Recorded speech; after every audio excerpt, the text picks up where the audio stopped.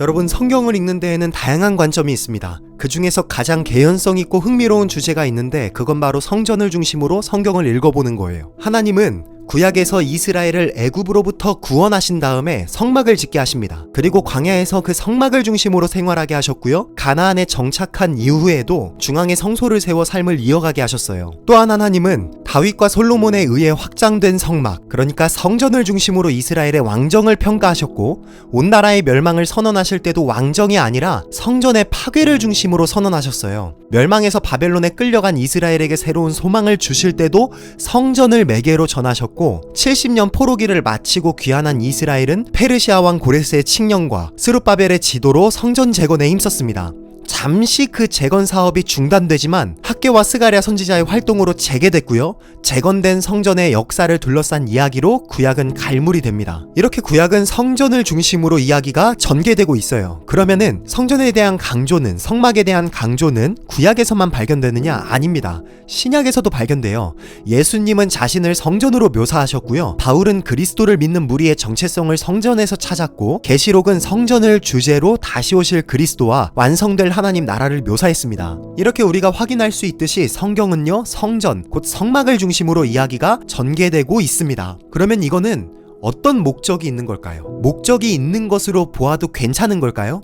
출애굽기 25장 40절에 보면은 하나님은 모세에게 건축하고 제작할 성막과 기구들의 양식을 보여주셨습니다. 그리고 히브리서 저자는 건축된 성막이 하늘에 있는 것의 모형이자 그림자로서 무언가를 암시한다고 소개하고 있어요. 따라서 성막과 성전은 그 모양과 양식, 그리고 지어진 과정이 일종의 나침반으로서 실체를 가리키는 수단이자 통로였음을 알 수 있고, 그러므로 성전과 성막을 자세히 들여다보면은요, 우리는 성전이 무엇을 의미하는지 그 실마리를 얻을 수 있는 거예요. 성막과 성전에는 다음의 몇 가지 주요 특징이 있습니다. 첫째, 성막과 성전은 모두 숫자 7과 연관됩니다. 하나님은 모세에게 성막 건축을 지시하실 때 7차례 말씀하세요. 그리고 모세와 이스라엘이 성막을 건축할 때 7차례 순종합니다. 또한 솔로몬의 성전 건축은 7년간 진행됐고, 완성된 성전의 봉헌은 7일간 이어졌습니다. 둘째, 성막과 성전의 문은 반드시 동쪽에 마련됐어요. 서쪽도 남쪽도 북쪽도 아니라 동쪽이에요. 출애굽기 27장 9절부터 19절은 성막의 문이 동쪽으로 마련되었음을 가르쳐주고, 민수기 3장은 이러한 구조를 이어받으며 이스라엘과 레위인들에게 편성된 진의 구성을 설명하고 있습니다. 셋째, 하나님의 성전은 물이 발흥하는 곳으로 묘사돼요. 새 성전의 예언과 이스라엘의 회복을 다루는 에스겔 47장을 보시면 성전으로부터 물이 흘러나와서 만물을 소성시키는 것을 말하고 있습니다. 최종적으로 완성될 하나님 나라를 소개하는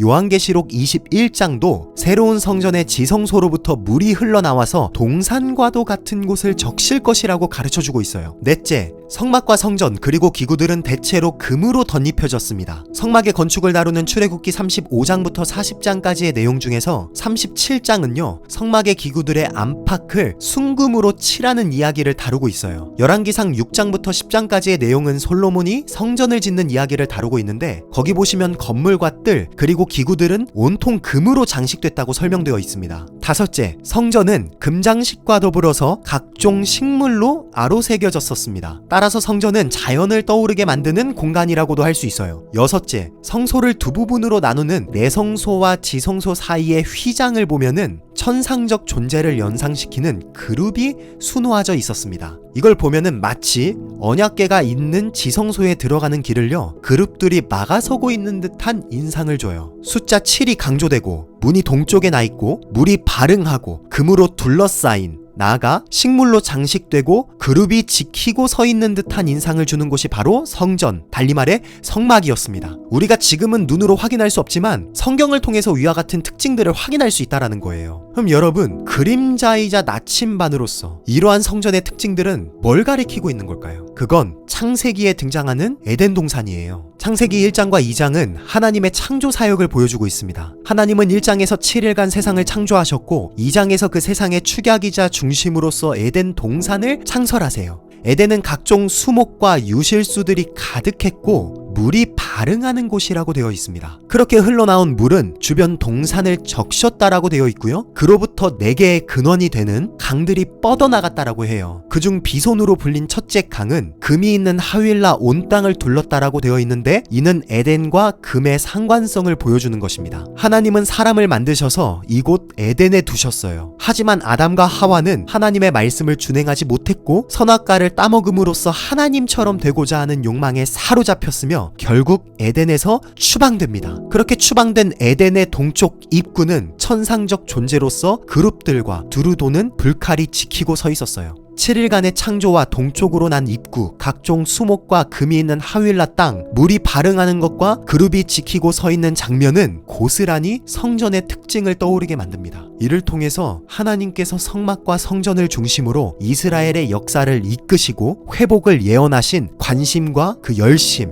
달리 말해서 성전을 향한 하나님의 한결같은 집착과 집요함이 설명됩니다. 에덴에서의 삶을 회복하는 것, 그것이 하나님이 성막을 짓게 하신 목적이었던 거예요. 그렇다면 하나님은 왜 그토록 에덴에 집착하고 계시는 걸까요? 도대체 에덴이 뭐길래 하나님은 이스라엘의 역사를, 신약까지 이르는 그 언약의 역사를 전개하실 때 성전을 중심으로 전개하셨던 걸까요? 창세기는 하나님이 에덴에서 거니셨고 사람들과 소통하셨으며 동행하셨다고 증언하고 있어요. 그리고 이곳에서 주어진 인간의 원래 사명을 소개하는데, 그건 하나님이 창조하신 세상을 경작하고 지키는 것이었다고 말합니다. 거닐다, 지키다로 번역된 각각의 히브리어는 전부 성막과 관련돼요. 거닐다로 번역된 단어는 성막과 성전에 임재하시는 하나님을 묘사할 때 사용됐고요. 지키다에 해당하는 히브리어는 성막에서 복무하는 레위인들을 소개할 때 사용됐습니다. 이렇게 두 단어 또한 성전과 에덴의 연관성을 보여주고 있어요. 이를 통해 하나님께서 성막을 매개로 에덴을 가리키실 때, 보게 하실 때 정말 바라셨던 그 구체적인 내용이 무엇인지 계시됩니다. 하나님의 임재로 가득한 우주, 하나님이 동행하시는 세상, 하나님의 제사장으로서 세상을 섬기고 지키는 인간들, 하나님은 그 선악과 사건 이전의 상태를, 세상을 그리워하고 계시는 거예요. 즉 하나님과 피조 세계가, 그리고 피조물들 서로가 올바른 관계를 맺어서 살아가는 조화롭고 선한 세상을 기대하고 계시는 거예요. 이게 성경에서 강조하는 성막과 성전이 가리키는 에덴의 실체입니다. 그런데 그리스도인이라면은 여기서 한 걸음 더 나아간 묵상을 해야 됩니다. 그것은 지성소로 들어가는 길을 막고 있던 휘장에 관한 것이에요. 앞서 말했듯이 예수님은 자신을 성전으로, 참 성전으로 소개하셨습니다. 히브리서 저자가 성막의 실체를 규명할 때 그 주제가 되는 것이 바로 예수 그리스도예요. 예수님께서는 참 성전으로 이 땅에 오셨고, 그러니까 성전이 가리키는 실체로서 이 땅에 오셨고 십자가에 달려 돌아가셨습니다. 주님의 죽으심을 묘사하는 복음서의 내용을 들여다보면은 흥미로운 대목을 발견하게 돼요. 예수님이 돌아가실 때 지성소로 들어가는 길을 가로막고 있던 휘장이 찢어진 사건입니다. 위로부터 아래까지 찢어져 둘이 되었다라는 진술 말이에요. 이게 의미하는 게 여러분 뭔지 아세요? 에덴으로 들어가는 길을 가로막고 있었던 그룹들이 사라졌다라는 걸 뜻해요.